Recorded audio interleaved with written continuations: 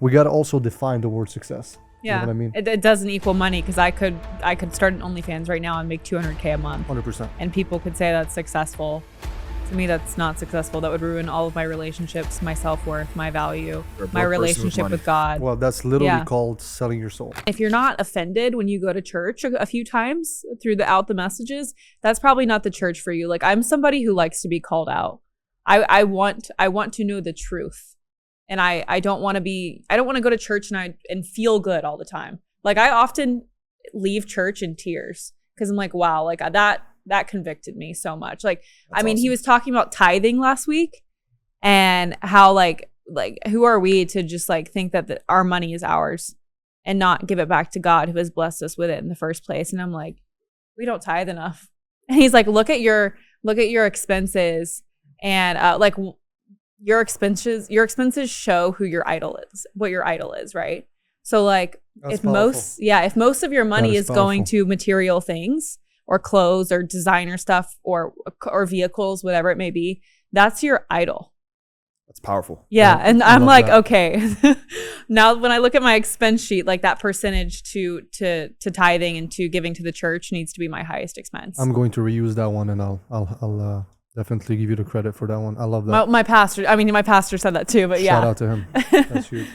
Yeah, that like hit me to my core, but it's the truth. Yeah. No, I love it, because I know a lot of times the topics are, regarding feminism and all these different things, but I think it's underrated or underestimated that it all goes back to your faith, Yes.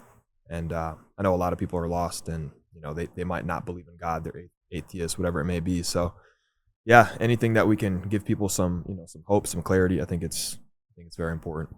Yeah. That has to be the foundation. I mean, we've been talking about this for 2 years. Every time we have a deep conversation, by the end of the night, it always comes back to God, and because we've had the moments where we're like, are we like, what is going on here? And I remember in moments of doubts, like, what do I always say? You do your part, leave the rest in God's hand, but you got to do your part. You can rely on him when you're not doing your part. And at the end of the day, the relationships that we have with partners, people we do business with, a lot of it, we're like, okay, they have some control over us, but then we have to remind ourselves that God is in control, not them, right? God is in control of my paycheck, not them. Mm-hmm. God is in control of my like destiny, not them, right? Mm-hmm. And you just have to stick by your values and be willing. A lot of people don't speak up because they're worried about losing business deals.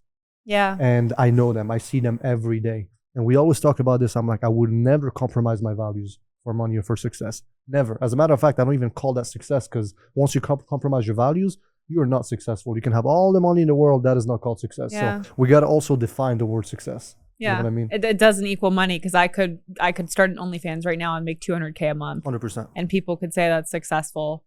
To me, that's not successful. That would ruin all of my relationships, my self-worth, my value, my relationship with God. Well, that's literally called selling your soul. Yes. I believe that anybody that is compromising their values has sold their soul. It doesn't have to be the way Hollywood describes it, where you have to sign blood, blah, blah, blah. Yeah. I believe that there's so many forms of selling your soul.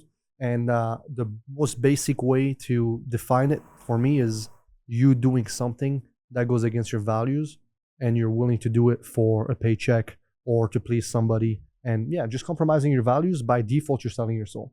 Yeah, exactly. Yeah, no, I love it. And it'd be great to hear too, kind of like your take on your definition of success. I know we talk a lot about gratitude and living your life to your full potential, right?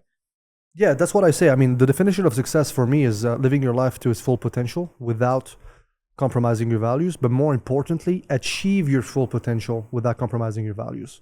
There's a lot of uncertainty that happens when you're doing business, when you're growing, and during those uncertainties, you sticking to the plan and understanding that God has your back, to me, is the most powerful feeling in the world. You have all the stress in the world, you're maybe panicking, you're overwhelmed, but as soon as you remember that, I feel like all the weight just goes off of your shoulders, and you just feel super light. You know what? I've done my part. As a matter of fact, from my experience, and I'm sure you will be able to relate to this, most people, when you don't do what you're supposed to do, when you go to bed at night, you've taken some shortcuts. You've been lazy today. You haven't been productive. You've taken it easy, and you sleep like shit because you you know you haven't done your best. But when you do your best, whether or not there's a result that same day, whether or not you get a reward right away, I mean, you sleep like a freaking baby. Yeah. You know you've done your part. You rest Yeah. your head on that pillow that evening. You're like, you know what? I've done my part. God, you're in control of the rest. I know I've done my part. That's it.